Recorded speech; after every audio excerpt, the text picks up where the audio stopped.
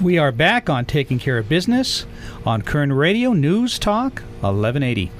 Clay, that was a great interview. I know we had to rush a little bit because Mike is literally almost on a plane for the next month, so he graciously gave us a little bit of time today, so I'm glad we got a chance to talk to him. Yeah, Michael's a great guy. He always is in a rush. Yeah. Well, with his schedule, it's crazy.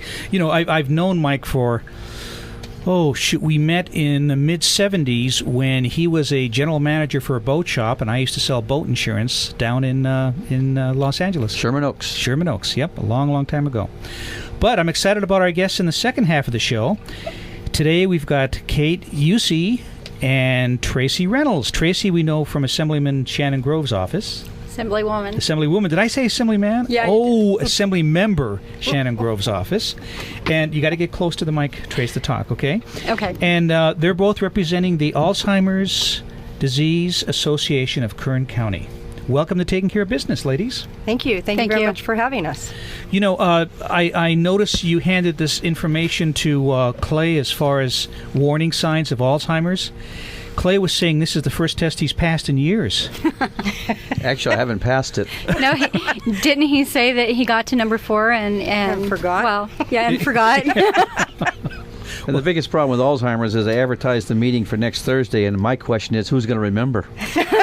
Well, the other great thing is, Clay, you get to see your favorite shows all over again because, you know, you forget you saw them Every day time. I wake up and make a new friend. I mean, come on. We can go on all afternoon. Let's get to some serious talk here. Put it up. So, Kate, how long has the association been here in Kern County? The association is... excuse me. Get close. The association has been here since 1982, and it was started with a local community member of by the name of Lucille Muir. Mm-hmm. Okay, and you're the executive director. That's correct. Chief cook and bottle washer. Anything that needs to be done, if I don't have someone to do it, that gets to be me. Mm-hmm. How big's the staff? We have about 10 people on staff currently, and most of those are caregivers for the daycare center. Is that paid staff? Yes. And how are they compensated? We have several different we used to have a lot of different funding sources, but we've lost a lot of our grants, and right now we have a grant with the federal government through Kern County Aging and Adult, and that's mainly for our family caregivers portion. The rest is private paid individuals, and the majority of it is fundraising. Yeah, that's been the real problem is everybody's been losing their grants, and it's tougher and tougher to get monies donated because there's so many organizations that are worthy that can't seem to... You can't compete with everybody. No, definitely not. The competition's tough out there. There are, I think, 151 nonprofit organizations in Kern County. Wow, 151 nonprofits. Wow. I don't know the exact number, but for some reason that's ringing a bell. You know, I think Clay gets us too, but I have a storefront in my business. I have an office in Tehachapi and one here in Bakersfield. And it's amazing. I'd say there isn't a day that goes by that somebody doesn't come by, you know, trying to raise funds for one nonprofit or another. It's really tough out there, you know. With all the budget cuts, everyone is losing funding. Mm-hmm. Yeah, it's crazy. Well, and phone calls. I mean, I get at least one call, most of the time 2 calls a day with people trying to find money, and then you go home and you get more around dinner time. Yeah. Oh, absolutely. So what are you doing to raise money? Well, we do a couple fundraisers through the year. This year, in September, we are having a golf tournament on September 9th. It's a Friday afternoon. It's a 12:30 shotgun start at Rio Bravo. We currently are looking for some more supporting sponsors and community sponsors. The thing about our fundraisers is 100% of all funds raised stay right here in Kern County, helping our Kern County families. That's great. It does not leave this county at all. It goes back into the center. It goes for brochures. It goes for salaries. It's a lot of it pays for the families that were affected by all the budget cuts that otherwise would not be able to afford to come to the center.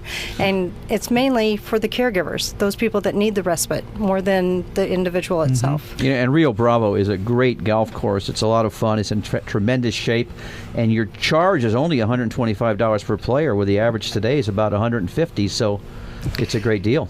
Actually, we had to increase it a little. We kind of took a hit last year. Because of the economy, we kind of undercut ourselves, but we still made quite a bit of money. So, which is really what we needed for those families. And we had 17 families affected by the budget cuts, and not one of those families had to not receive services through the course of the year from this fundraiser, along with another one that we do in February. Well, I'm going to put this on my calendar right away because I know I'll forget if I don't.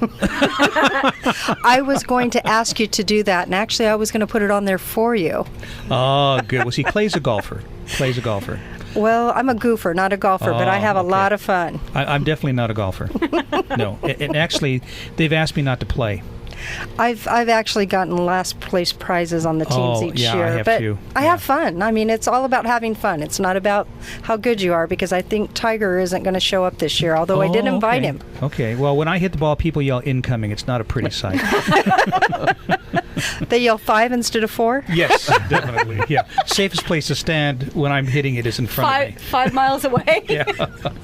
So, Tracey, tell me, what's your involvement with the association? I'm on the board of directors for the association, and I got on the board in January. I saw that I wanted to be involved with this organization because my mother has Alzheimer's, and wanted an outlet to where I could serve the community and serve the community on behalf of my mother. Mm-hmm.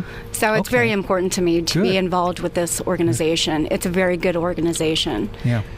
We're having a conversation with Katie Eucce and Tracey Reynolds on Taking Care of Business. Tracey, how did you discover that your mom had Alzheimer's? Well, I'm an adopted child, and every year my birthday falls right around Thanksgiving. And, you know, my mom, my whole life, made a big deal of it. Well, one year she forgot.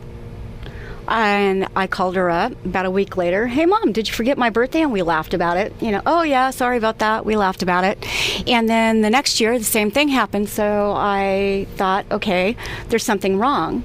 So I talked to my aunt, and I talked to my brother, and my brother seemed to think that she had some dementia, but, you know, nothing more. So I got on the internet and I started researching Alzheimer's, and I asked her to go in and get tested. She got very angry. Well, that's one of the signs, is where they get angry where there's no anger. Mm-hmm. They get frustrated very easy. There's behavior that they don't normally exhibit, and they start exhibiting it. My mother has never cussed in her life, and she started saying, you know, some cuss words. And so I just was really concerned, and about 6 months later, finally talked her into going in and getting checked.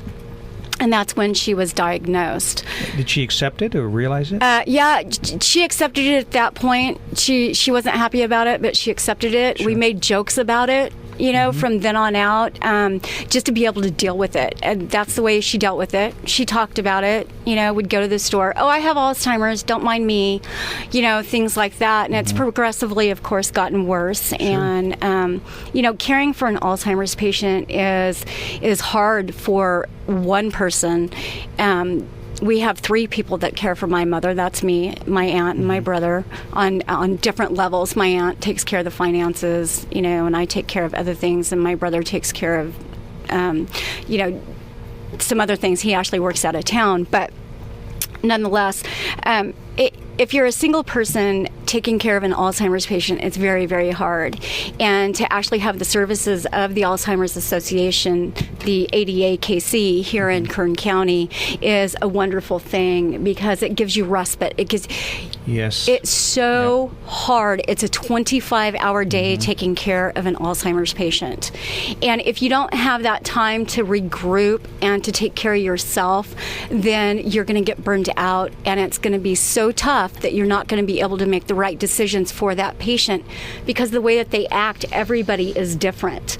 They have behavioral problems when it gets into it, and, you know, I mean, you have to deal with that. How do you deal with it? You get help. How do you get help? You go to a place that is for that disease specifically. Sure. Just a little program note, Clay. I want you to know, I don't want you to be mad at me, okay? Next Wednesday is my birthday, so write it down and don't forget. Okay, you're going to be 70 what? Kate. Well, listen, on that note, we'll be back in a moment on Taking Care of Business on Kern Radio Newstalk 1180.